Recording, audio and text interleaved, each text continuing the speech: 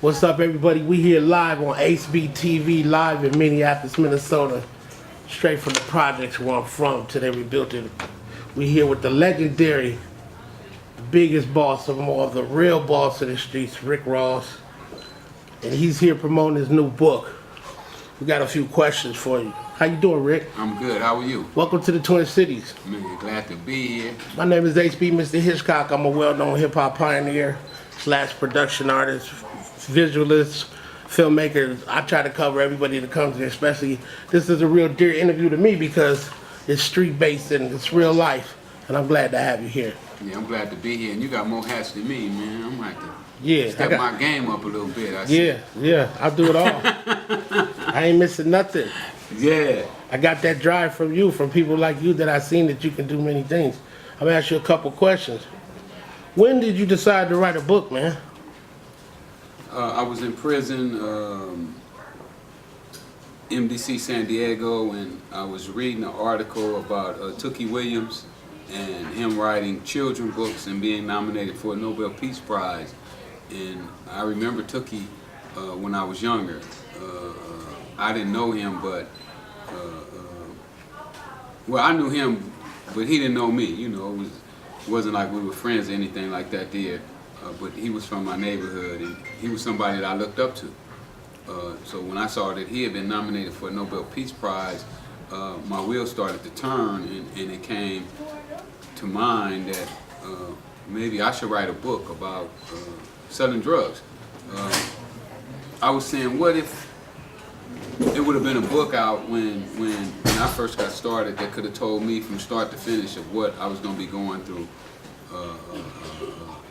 as a drug dealer. How would that have benefited me, and how would that benefit other young people who are thinking about getting into the business? And that's pretty much how it came to be. Really? So that's one of the things that inspired you. I mean, being deep in with all the events that transpired, how far deep were you in before you realized that somebody besides me got to know more about this?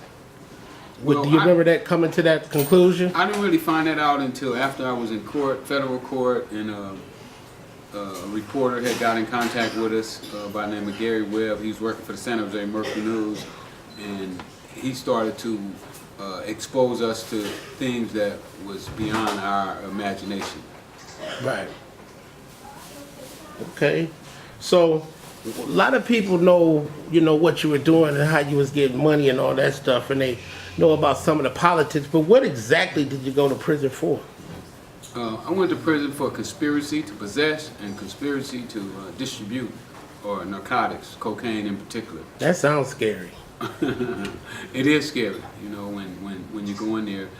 When I got into the business, I never thought that it was possible for me to do the rest of my life in prison for selling drugs. I thought, you know, maybe if you get into it with somebody and you kill somebody or something like that there, then maybe you could get a life sentence, but never just for selling drugs and transporting drugs. I never thought in my wildest dreams that I would be looking at a life sentence without the possibility of parole.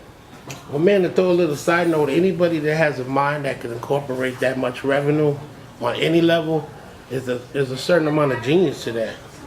You know what I mean? Yeah, well, you know, when I was coming up, I never looked at myself as not only did I not look at myself as being a genius, but I was totally illiterate throughout my high school years, and up until the time I was 28 in prison. Was the first time that I ever read a book, or the first time that I ever thought that I should be trying to read. Right. But you can read now, right?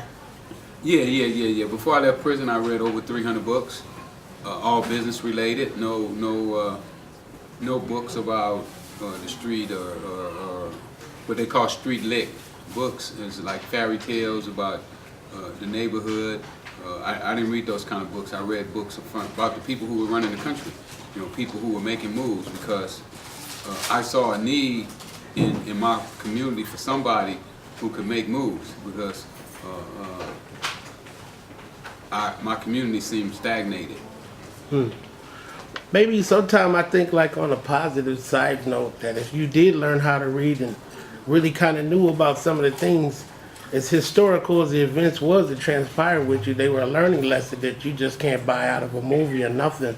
I mean, in a sense, a person like you is a walking conglomerate, you know, so there's really no handicap in you learning how to read is something that, you know, some people can read but can't manage a checking account. Well, you know what I figured out after my studies is that I wasn't dumb, I wasn't stupid, but the system had never gave me the foundation that I needed to succeed in school. And then when you take it even further than that, not so far in the distant past, it was illegal for blacks to read in this country. You know, this government had laws put into place, and they spent millions and millions of dollars to keep black people in a state of ignorance, and that was on purpose. They didn't want us to know how to read. They thought that we was, I think it was 3/4 of a human being. They didn't know that we felt pain and that we was attached to our loved ones. You know, they thought that we were like cattle, where you could have a baby and it could be taken away and it wouldn't affect the mother or the father at all. Right. Let me ask you this. Sometimes you ask questions, you like, if I could do something different. Let me ask you this, put a little spin on it. If you had a different opportunity to do something different, what do you think that you could have done would have been equally as great, but instead of not on a negative devastation side? Well, I'm gonna answer that question and then I'm gonna elaborate on it even further. I know without a shadow of a doubt that I could have done anything that any other human being in this world done. But one thing about humans is they have to be exposed. You can't do something that you've never been exposed to or you don't have an idea about. So if you keep a person in the infant stage, then there's no way that they can accomplish any goals. But now that I have educated myself, all the things that I could have done in the past, I plan on doing in the future. Every day I work toward goals that I've set for myself and goals that I've set for my community. What was the thing you did in the community? Was it a movie theater or something you built, or a community center? Yeah, I was trying to build a music theater where, you know, would be dance, computers, and the main goal that I have found out is that people with money are scared to come back into the community. So I wanted to create an environment where they could feel safe with coming into the community, and they also could meet up with our kids so that our kids can get some exposure to the bright minds in our community, the brightest minds in our community. I just want to say this. A better word for it. I just want to say this to you on a personal note, man, that you know, when a preacher becomes a preacher and he has a past life, he was a pimp or a drug dealer, he's revered as spiritual. When somebody like you that's been through all the things that you've been through, and to stand up and be a teacher and take it on the road to elevate people's mind from a situation that wasn't so prosperous to one that's really a learning situation from a vessel like you, I really commend you for that. I appreciate it. There's not a lot of people that would stand up to right or wrong, less known to exploit it, to make everybody be aware of it so you can help other people. And you're right. It's so many times, you know, when you go out, and it's only right, and I understand. But some people, when you say that you was a major drug dealer, they have a certain stigma that they want to put on you that's different from, like you said, the guy who becomes a preacher or some of the other things that they put on you. They put this stigma on black drug dealers as a super predator. And it's hard for people to give you a second chance. Let me ask you something, Rick. How long you been on this book tour? My book originally came out about a year and a half, almost 2 years ago, and I did pretty good with it on the first run, and I kind of got a little tired of going out, and I stopped for about 8 or 9 months. But about 3 months ago, you know, I had a vision of doing 100,000 books, and if I did 100,000 books, the book will go viral. I believe that everybody should read this book at least one time. When I wrote this book, when I wrote this book is I tried to take myself out of me, and I wanted to analyze my life the best that I could, so that other people could learn where I made my mistakes at, what I did right, what I did wrong. Because I believe even though the business that I was in was illegal and it was selling drugs, some of the business principles are valid even today in almost any business that you go into. And I think that if our young people learn those principles, then they can take the steps to build the kind of businesses that I build in the drug business. Let me ask you something, Rick. How do you humble yourself from going to having that much money?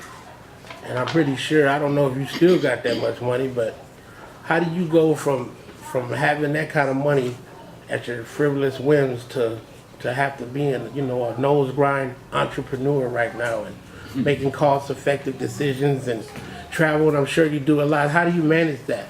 Well, to be totally honest with you, when I made all that money, I didn't spend the money. What I found out is that I didn't fall in love with the money. I fell in love with the game. And when you fall in love with the game, the money doesn't matter. You know, the money is just a trophy for doing a job well done. And right now, I'm in love with the game, and I don't really focus on the money. So many other people, they focus on the money, and I believe that's a sidebar, that you shouldn't focus on the money. You should focus on being the best that you could be in whatever business it is that you're in. And when you focus on that, then the money just comes, and instead of being in love with the money and just wanting the money. Right. Why did you publish with a major publisher this book? I didn't publish with a major publisher. It was my dream to have a major publisher pick my book up at one time, and to do my book. That would be the easy route. But in my case, you know, I've never had anything easy. You know, I always had to scratch and scrape and work to get everything that I've ever received in life. And no difference in this with my book.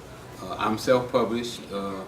As you can see, the book is a nice book because I wanted it to look as if a major publisher did it, because so often, you know, when we do something, we do it on a shoestring. And when you do stuff on a shoestring, you half do it. You know, you cut corners on product, on what kind of material you use, because you're short on money.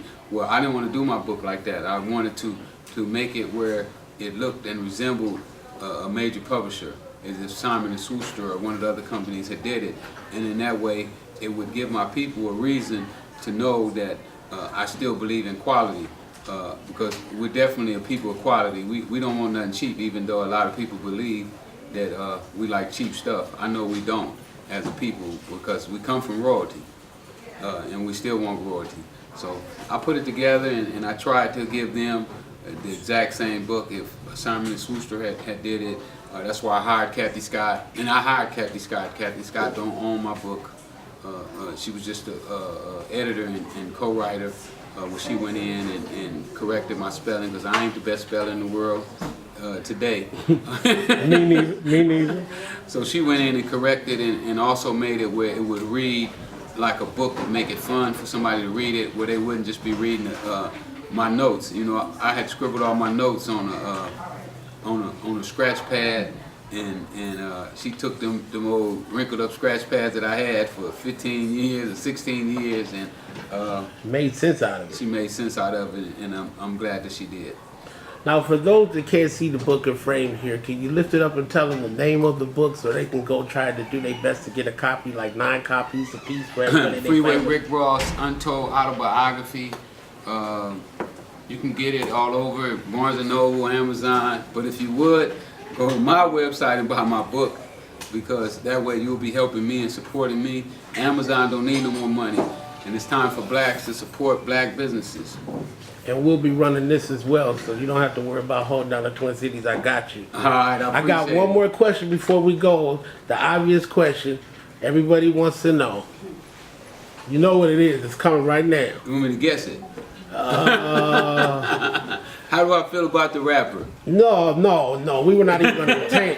I'm not even going to entertain that because everybody know the real. You know what they say, that you always the real till the real show up. Right, You know what no I'm saying? doubt, And you're no here. doubt. What I was saying, SnowFall. Do you think that's a loosely based story? You got your hand in there. Why they changed it to Franklin? There's a few things.